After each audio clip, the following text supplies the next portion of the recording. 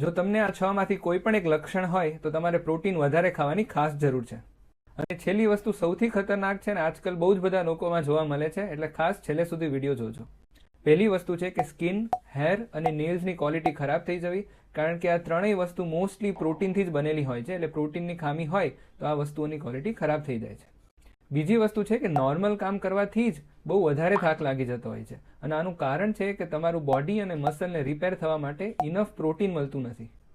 ત્રીજી વસ્તુ છે કે નોર્મલ ઉઠતા બેઠતા કે સાધારણ વજન ઉચકવાથી જ તમારું મસલ પેઇન થવા માંડે છે. આનું કારણ છે કે તમારું બોડી મસલની અંદર રહેલું પ્રોટીનને ખેંચી લે છે, કારણ કે તમે બહારથી ઇનફ પ્રોટીન પ્રોવાઈડ નથી કરતા.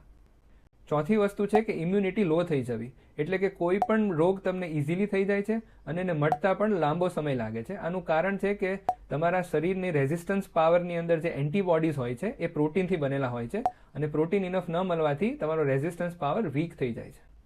પાંચમી વસ્તુ છે કે જમ્યા પછી થોડીક જ વારમાં ફરીથી ભૂખ લાગી જવી. આનું કારણ છે કે તમે જમતી વખતે ઇનફ પ્રોટીન ન લેવાથી બ્લડ શુગરનો મોટો સ્પાઇક આવે છે, અને એ સ્પાઇક જ્યારે ક્રેશ થશે ત્યારે તમને ફરીથી ભૂખ લાગશે અને તમે ઓવર ઇટિંગ કરી નાખશો. છેલ્લી વસ્તુની વાત કરીએ પહેલાં તમે લોકો આ વિડીયોને લાઇક અને શેર કરી દેજો, અને આવી જ અગત્યની ઇન્ફોર્મેશન જોતી હોય તો મને ખાસ ફોલો કરી દેજો. છઠ્ઠું લક્ષણ જે આજકાલ બહુ જ બધા લોકોમાં જોવા મળે છે ને જે એકચ્યુઅલી ખતરનાક છે, એનું નામ છે મૂડ સ્વિંગ. કારણ કે ડોપામિન જેવા ફીલ ગુડ હોર્મોન્સને બનવા માટે પણ પ્રોટીનની અંદરના રહેલા એમિનો એસિડ્સની જરૂર પડતી હોય છે, એટલે પ્રોટીન ઓછું લેવાથી મૂડ સ્વિંગ્સ અને ઘણીવાર ડિપ્રેશન પણ થઈ જાય છે. વિડીયોને ખાસ સેવ કરી લેજો, એટલે ભવિષ્યમાં ક્યારેય પણ જોવા માટે કામ આવે.